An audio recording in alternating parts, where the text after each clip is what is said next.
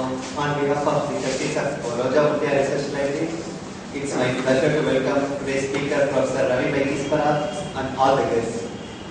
Before we begin the lecture, I would like to say a few words about Ravi Research Library and its activities. RMRL was set up in the year 1994 with a collection of Sri Ravi from Kottayam. Initially, the number of items were applied, and currently it has been augmented to 3 lakh items. RMRL caters to scholars from all parts of the world working in Tamil studies. RMRL engages in the systematic documentation and preservation of materials through microfilming and research. Dr. Ravi Vaitheeswaran is an associate professor of history at the University of Manitoba, Canada, where he has been teaching for over 10 years. He specializes on colonial, post-colonial South Asia, nationalism, and post-colonial studies. Before joining the University of Manitoba, he taught briefly at the University of Toronto, from where he received his PhD in modern South Asian history. He has authored several research articles and a monograph. Today, Professor Vaitheeswaran will be delivering his lecture on Re-inscribing Religion as Nation, Naveena Caiva Tamil nationalism, and the Dravidian movement. Now, may I invite Dr. Vaitheeswaran to deliver his lecture. Thank you for that introduction. It's a great pleasure to be here at the Research Center and Library and share my work here with you during this exciting series of events planned as Madras Week celebrations. I would like to particularly thank Sundar and others who have organized such a wonderful series of lectures and events.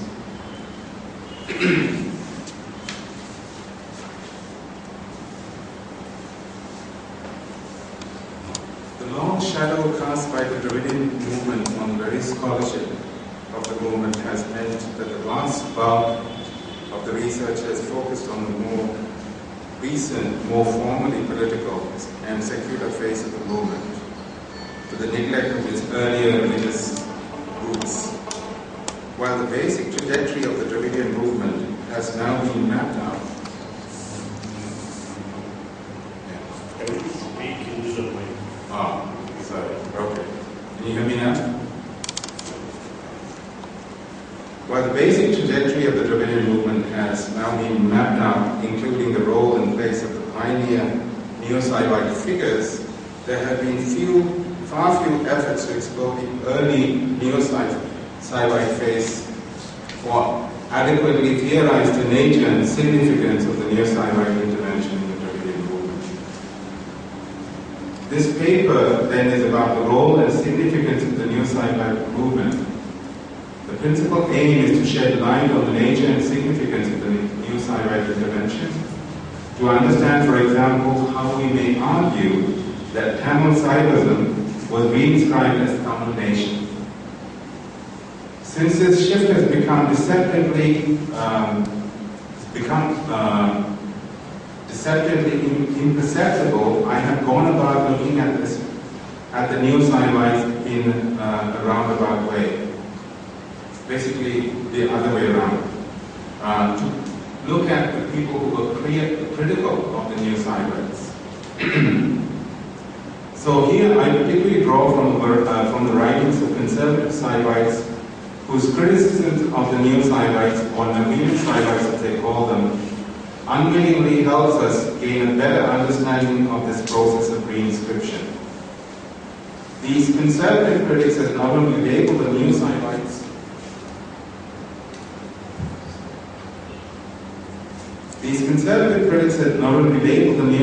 as Naveena, but also charge them as being essentially Tamil fanatics or nationalists who were merely masquerading as Saivites.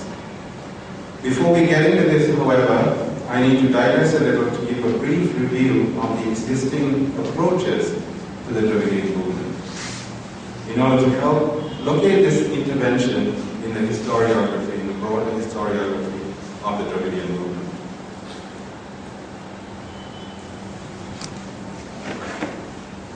So, most scholarly accounts have focused on the more recent institutional and political history of the Dravidian movement that coincided with the more secular, formally political phase of the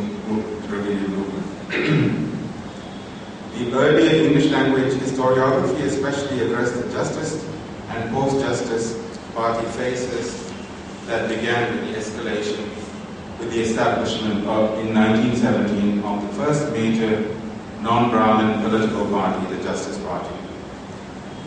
Focusing on urban elite competition between Brahmins and non-Brahmins for government jobs and professions under colonial rule, much of this scholarship ascribed the main impetus for the movement to competition for the loaves and fishes of colonial rule through cynical elite manipulation of ethnic symbols. Both the left-leaning and Cambridge School historians have been united in presenting it as a movement inaugurated by a group of wealthy comprador class of non-Brahmin professionals and landed classes. What was clearly missing in these earlier studies, influenced as they were by the more secular, rationalist and populist phase of the Dravidian movement, was not only a lack of attention to the earlier cultural roots of the movement, but also a lack of interest in theorizing transformation at the level of language and culture. What was needed was a more complex and nuanced theorization of the ways in which colonialism and European Orientalism may have helped to shape linguistic and religio-cultural consciousness in the Tamil region. It was precisely such gaps that more recent post-colonial readings of the Dravidian movement, influenced by subaltern studies and Indian post-colonial theoretical frames, have sought to address. They have tried to integrate these theoretical insights by first conceding that the early ideological constructions of non-Brahmanism, pioneered principally by the elite non-Brahmin neo-Saivites, was profoundly shaped by colonialism, particularly by colonial philological and Orientalist writings. And secondly, they have divided the movement into discrete phases so that the early elitist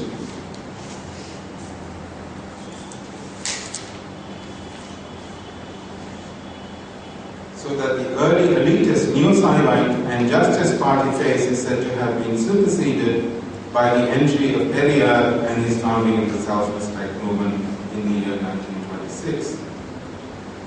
This way of parceling the Dravidian movement into separate phases enabled the distancing of the more secular, liberationist self-respect phase from its earlier elitist religio-cultural antecedents.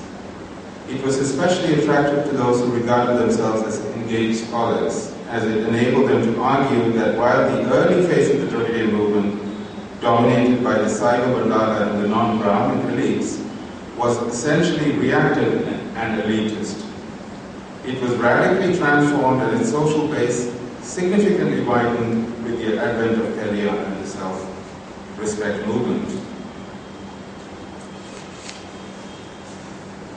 Though these recent works have made important contributions, they have done so rather selectively, and again with the principal focus restricted to the colonial and the modern.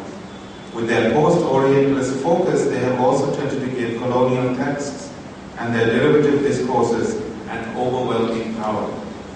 In examining the impact of colonialism on culture, they have emphasized the impact of colonial philology on the Tamil language and have ignored altogether the colonial impact on religion. As a result, they not only ignore the complex earlier history of the Neo-Saivite movement and its relationship to the Dravidian movement, they also elide the question of how such identities and terms such as Tamil and non-Brahmin were being reconstituted and given new meanings through precisely such earlier processes. They ignore, for example, how Neo-Saivite figures such as Maranadigal were attempting to forge a new non-Brahmin Tamil caste bloc that would unite all non-Brahmin Tamils and essentially redefine Tamilness by displacing or othering the Tamil Brahmin. Furthermore, with their emphasis on a radical disjuncture between the religious and the secular phase of the movement, their work does not pay attention to how such religio-cultural movements inaugurated a critical practice of social and religious reform that was only modified and taken further during later phases of the Dravidian movement. What is then missing is any attempt to theorize a relation between the work of such new religio-cultural movements and the power and appeal that long-ground Tamil nationalism came to have among a redefined Tamil public.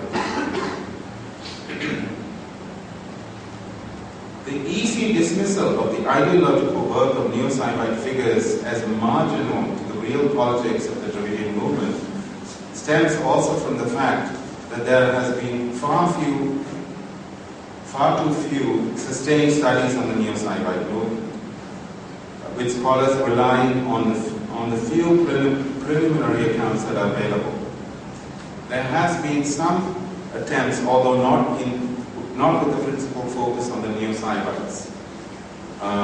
Recent works I may point out by, well, not so recent, by Charles Ryerson, Sumati Ramasamy, and Saravanan, although not focusing exclusively on the neo-Saivite movement, have tried to link the connection between the Saivite movement and the Dravidian movement. It is to one of the extant works on neo-Saivites which have focused precisely on the neo-Saivite movement and its relationship with the Dravidian movement that I would like to now turn to before talking about my own argument. One of the few recent writings on the Saivite phase of the movement and its relationship to the Dravidian movement as a whole is the work of A.R. Chalapathy, entitled Dravidian Dravidian movement and the Valladas. The work appears to have been written principally with a dual mandate. First, to shed light on the much neglected Saivite phase of the movement, and secondly, to mark and distinguish this phase from the Periyarist self-respect phase. In fact, as Chalapathy himself concedes, it is through the conflicts between the Saivites and the Periyarists that he has been able to define and delineate the various streams within the Saivite movement. For Chalapathy, this way of looking at the trajectory of the Saivite movement also meant that the main engine for change and dynamism among the Saivites was located externally, outside the movement, and specifically in the challenges posed to the apparently moribund Saivites by the Periyarist movement. It is on this basis, that is, on the basis of their willingness or unwillingness to respond effectively to the challenges posed by the Periyarists, that Chalapathy goes on to delineate the Saivites into three different camps. The Kadam Saivite, meaning highly orthodox Saivites, the moderate Saivites, and the reformist Saivites, with the latter two portrayed as willing to be flexible and work with the Periyarists, while the former is presented as maintaining an inflexible position. While this way of presenting the Saivite revival movement and the role played by the Saiva Valladas may be justified given Chalapathy's central focus on delineating their difference from the self-respect movements, it unwittingly contributes to a rather ahistorical reading of the Saivite revival movement itself, not to mention his failure to theorize the colonial and missionary impact on the reconfiguration of Saivism itself.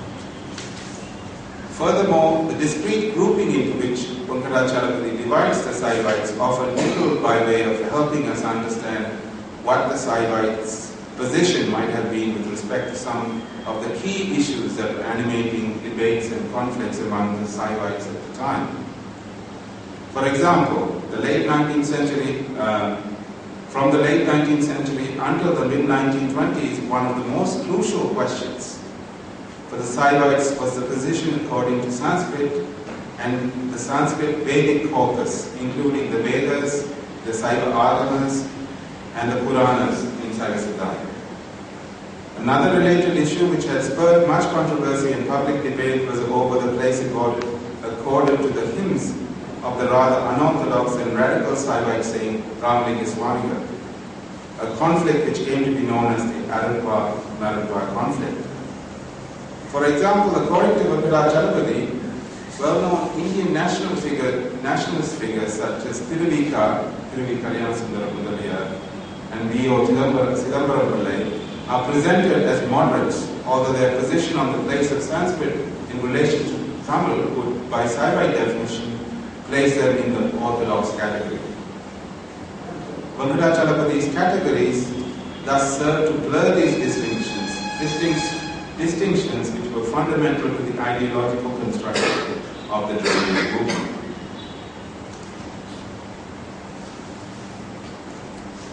It is here that we need a more historically and theoretically sensitive approach to the Saivite revival, one that is particularly cognizant of the colonial and missionary impact. In an earlier paper, I argued that Saivism itself was reconfigured and re-inscribed through the impact of colonial and missionary Orientalist writings, and that this reconfigured reading of Saivism as a uniquely Tamil religion was essential to the ideological construction of non-Brahmin Tamil nationalism and the Dravidian movement. Further, I argue that the recasting of Saivism and Saiva Siddhanta as a discourse of Tamil nationalism was conducted through the new rationalities and the newly created public sphere and print culture that had emerged as a result of the colonial and missionary intervention. This involved writing the histories of the Saivite nation that was now conflated or made equal to the or identical with the Tamil nation, and thus was inseparable from the neo-Saivite reading and historicization of the Tamil past. Calling for reform and revival of the Tamil past, a past that now was flattened so that the Tamil past was now free from the oppressive social cultural practices that allegedly had accrued as a result of the Aryan Sanskritic impact, and so on. So crucial and key to this process then was the reinterpretation and refiguration of the entire history of the Tamil language and its literary past through basically a neo-Saivite lens. So, what I would like to do here is to take this argument further in this paper by demonstrating new evidence of resistance to such major moves from within the Saivite movement itself. Evidence of resistance from contemporary Saivites to the kind of changes that were being introduced into Saivism with the aid of colonial and missionary Orientalist writings.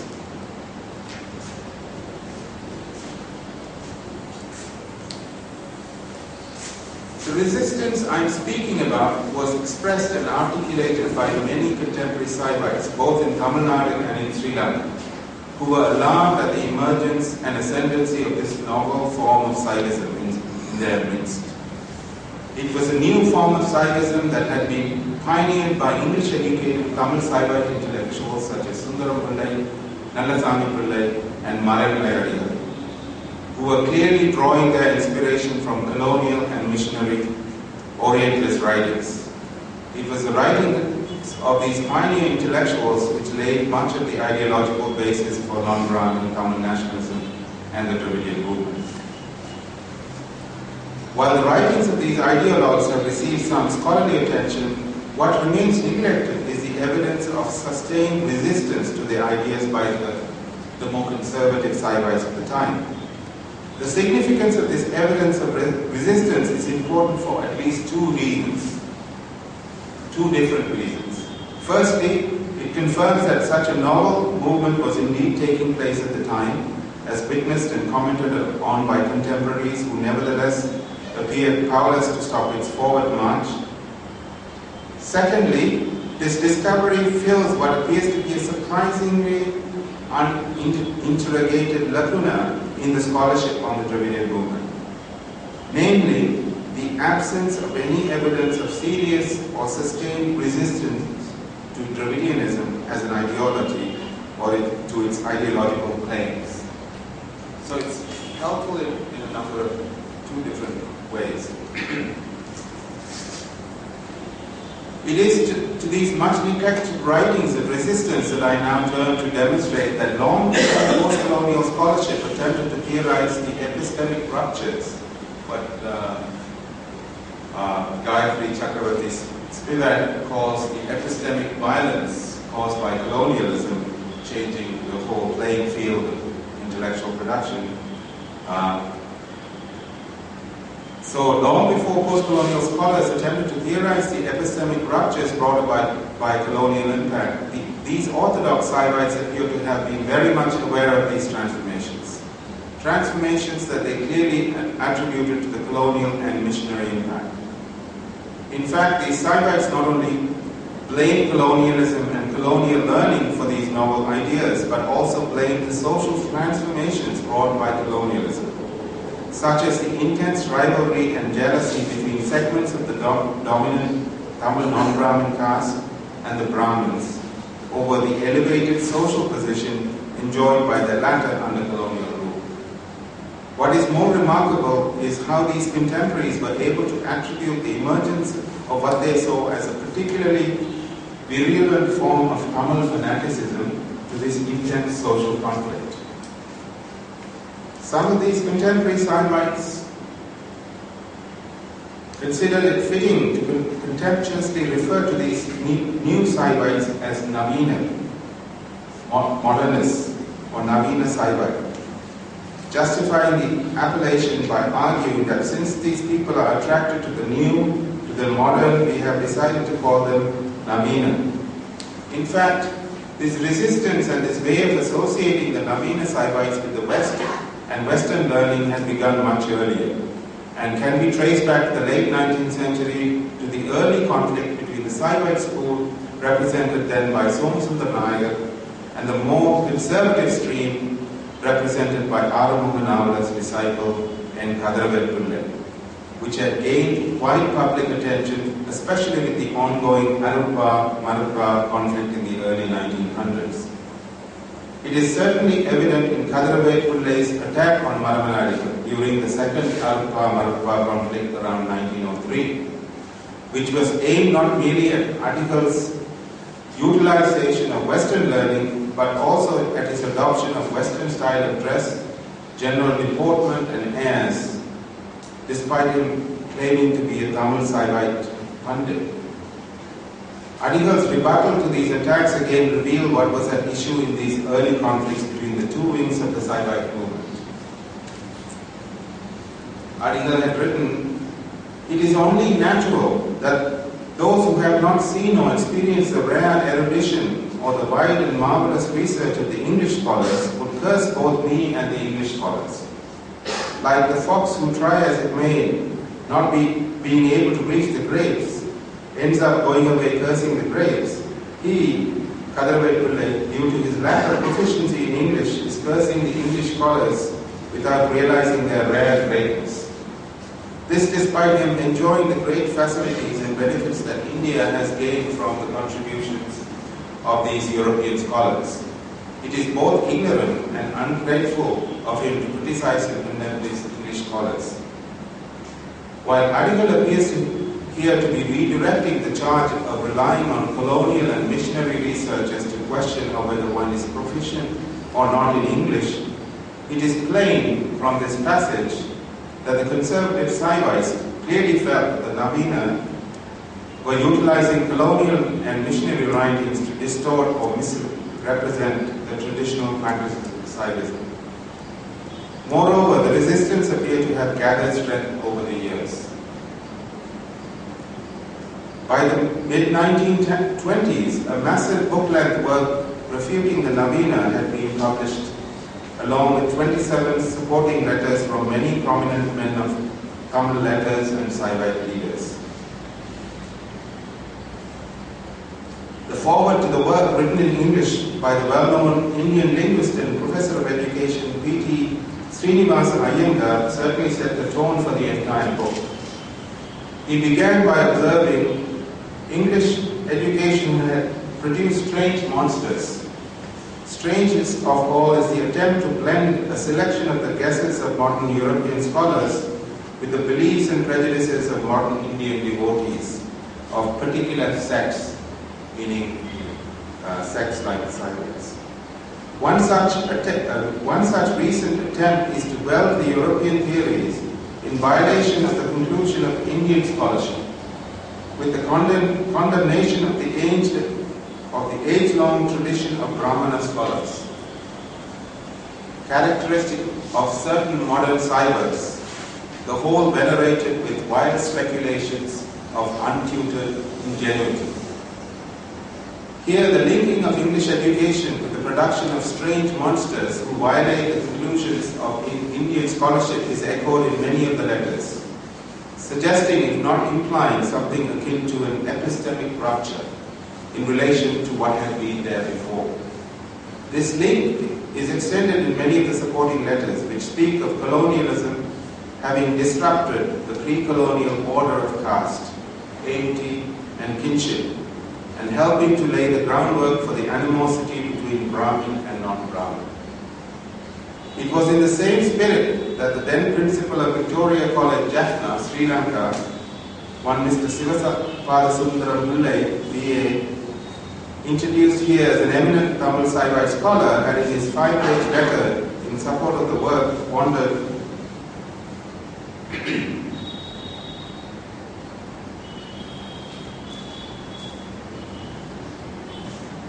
whether anyone in their right mind would deny that before the introduction of this alien culture, the Brahmins and other castes existed in harmony, like different organs inhabiting the one and same body, and that the Aryan and the Tamil existed in relative harmony as siblings born to the same mother.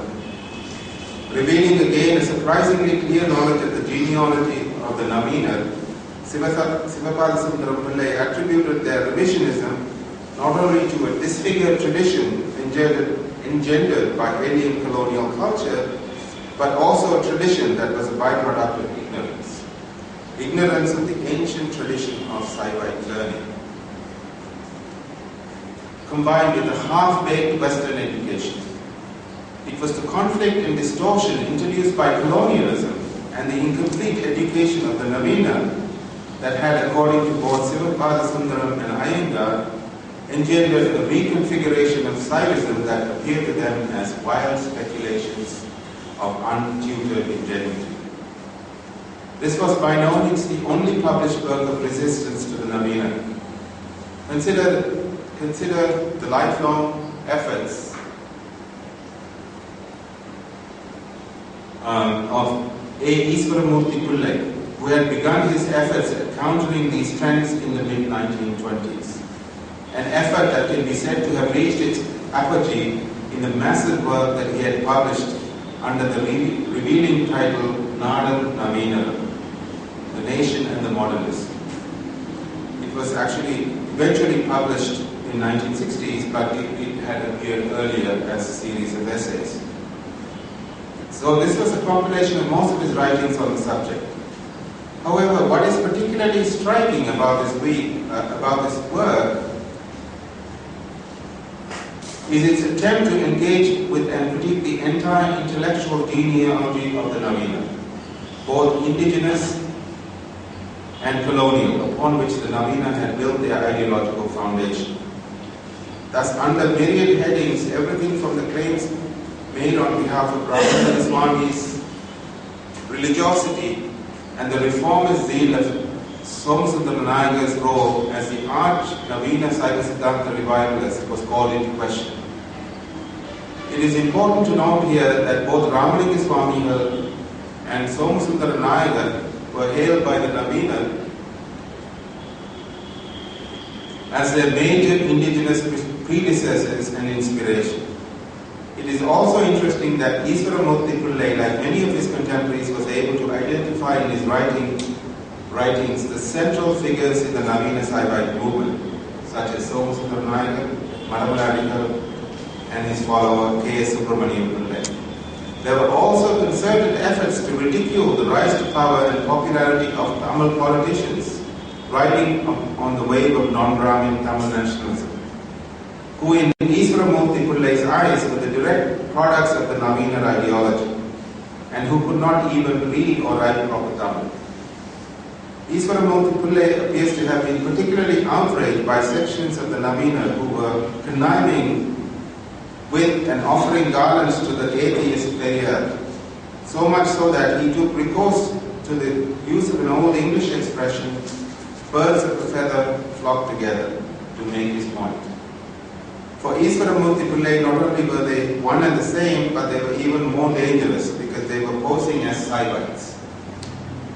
These criticisms by contemporary Saivites clearly reveal that in their eyes it was the Naveena Saivites who were laying the intellectual foundation for the Dravidian movement, including the self-respect movement.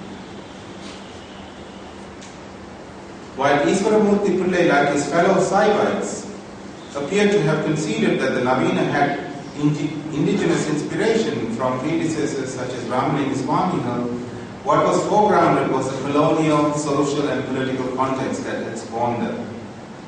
According to Iswaramurthy Pillai, the Naveena, who were a product of the colonial and missionary impact, were animated in their efforts by their singular hatred of one class, the Brahmins.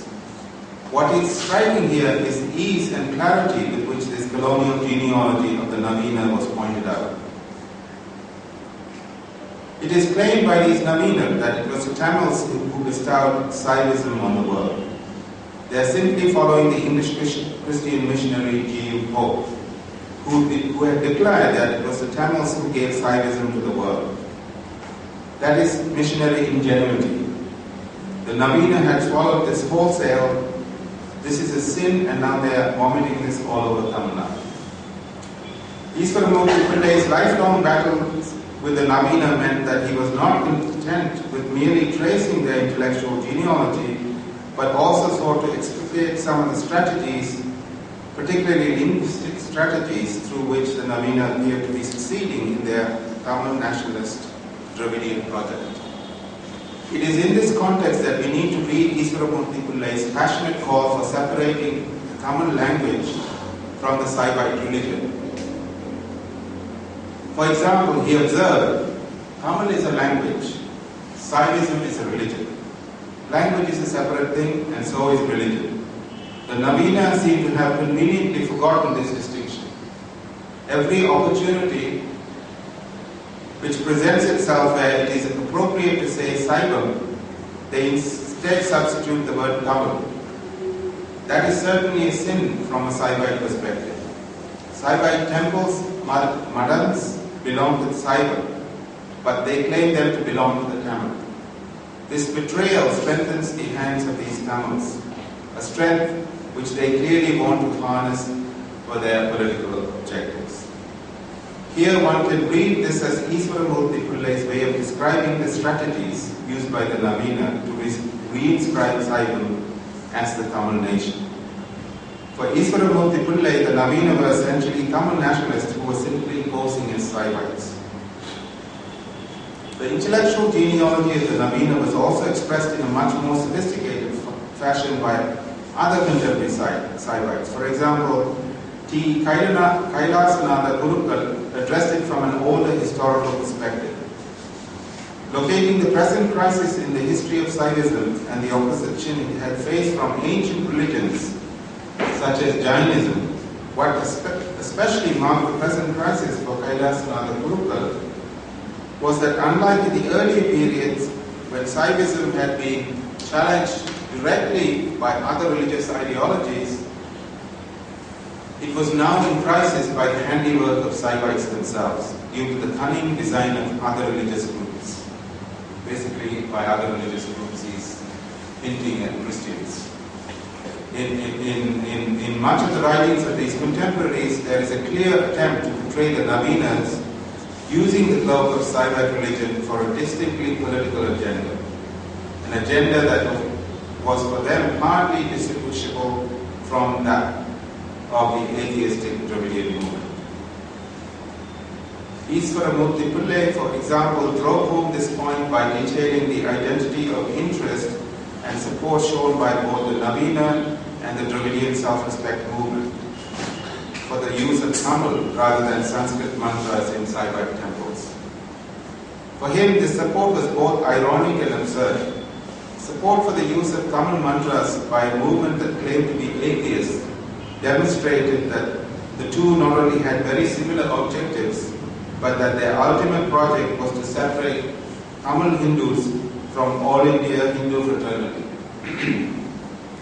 That Iswaramurthy Pillai's assertions here was not mere flights of fancy is attested to by the fact that many of the Naveena Saivites themselves felt that it was their movement that had laid the real foundation for the Dravidian movement, and that it had been the forerunner in criticizing oppressive social-cultural practices.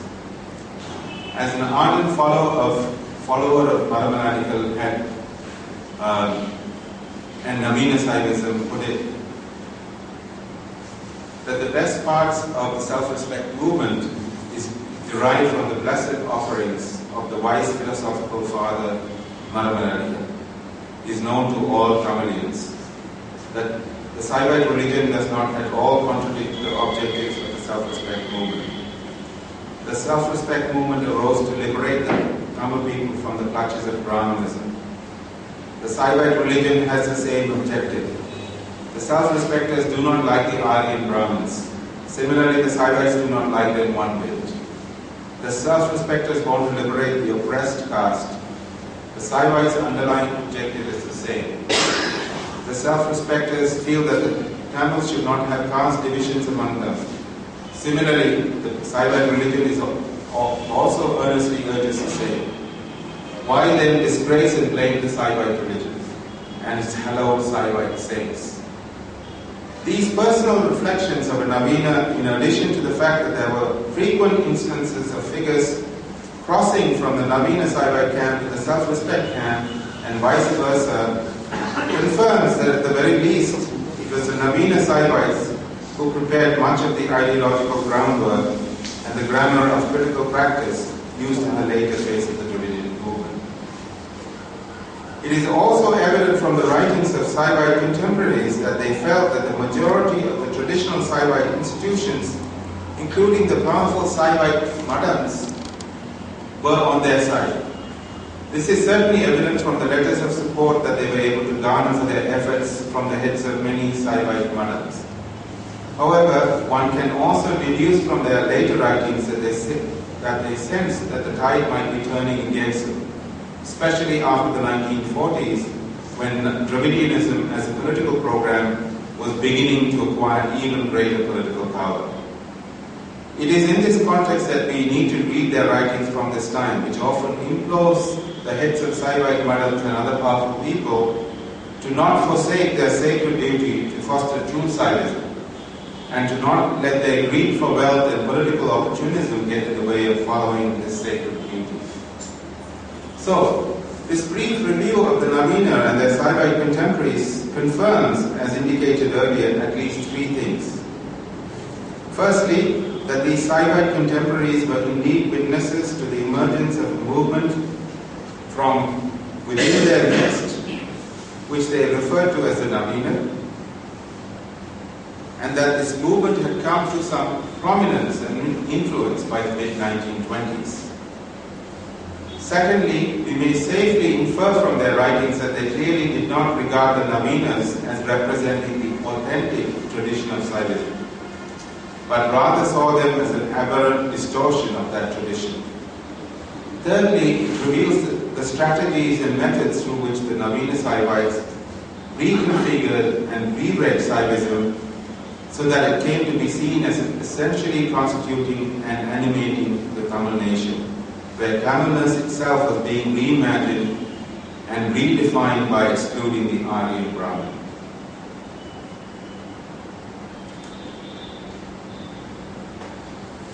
The Naveena Saivites and the ideological ascendancy. I mean, this is a broad topic that I can't go into, but I'll just briefly summarize. On hindsight, it appears that the Saivite contemporaries of the Neo-Saivite movement would hardly have come up with a more appropriate term for the Naveena to describe the Neo-Saivite revivalists who laid the ideological foundation for non-Brahmin Tamil nationalism. In many ways, the pioneering ideologues and publicists of the movement were very modern in their education.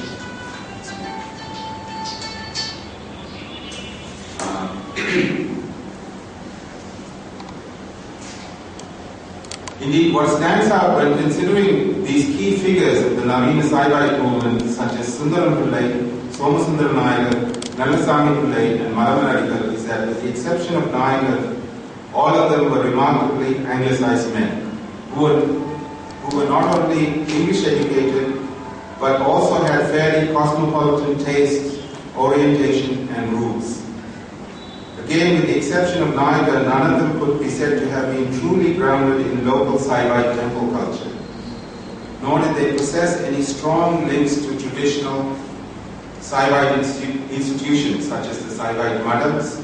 For most of them, if they did not directly owe their occupation and status to the English education, their location in society and their social networks were certainly anchored in the transformations brought by the colonial impact. For example, even Somasundaram Nayagar, the least anglicized among them, had some English education and had worked as a clerk in a leather factory in colonial Madras before embarking on his career as a Saiva Siddhanta propagandist and teacher.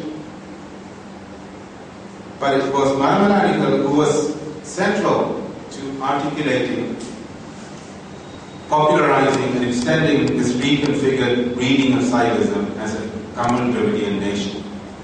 A close study of Adigal and his efforts on behalf of Naveena Saivism thus offers an invaluable lens into the kind of religio-cultural trends and social forces that were being mobilized for this early phase of the Dravidian movement. By investigating Adigal and his work, one can make some preliminary observations about the nature of the movement and its social base. The fact that Adigal Saiva Siddhanta Guru Somasundaram Nayagar belonged to the Vaniyar caste and his Tamil teacher Narayanasamy Pillai belonged to the Kallar caste, along with the fact that Adigal himself was of mixed caste background, makes it difficult to characterize this movement simply as a Saiva Bardala movement, as some scholars have tended to do. It is also imperative in this regard that we note that the principal opponents of the Naveena, namely the conservative Saiva Bardala critics such as Kadaravet Pillai and Iswaramurthy Pillai, not only objected to the Naveena Saiva's rejection of the Vedic and Agamic roots of Saiva Siddhanta, but also the strict caste order and caste rules advocated by these Sanskrit Agamic sources. Conservative Saivites such as Arama Navarar and Kadaravet Pillai were highly critical of Ramani Swami's iconoclastic brand of Saivism, including, perhaps more importantly, his rejection of caste. Adigal's immediate contemporaries such as Iswaramurthy Pillai and Kumarasamy Kurukal, who belonged to the conservative faction, continued their tirade against the Naveena Saivites, who often praised and elevated Ramalinga over Navada, and sought to explain away caste in the Tamil country as an alien Aryan imposition. Thus, it is clear that Naveena Saivites, far from advocating a return to a medieval social order based on the primacy of the Brahmin and the Saiva Bardala, were more interested in formulating a reimagined Tamil Saivism that was indistinguishable from Tamil nationalism, and which would not only unite all non-Brahmin Tamils in a Tamil nation, but concurrently help redefine Tamilness, principally by either excluding or subsuming the Aryan Brahmin.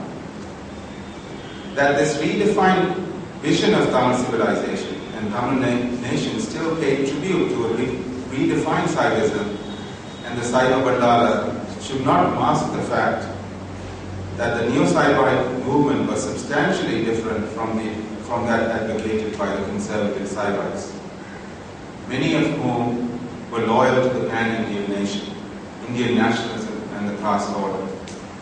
To simply reduce this complex social-cultural movement as a Saiva Bardala movement, or posit it as an elitist movement limited to the Bardala public that was supposedly completely overshadowed by the radical Periyarist movement, would be to turn a blind eye to this much neglected yet important history of modern Tamil social-cultural formation and nationalism. Thank you.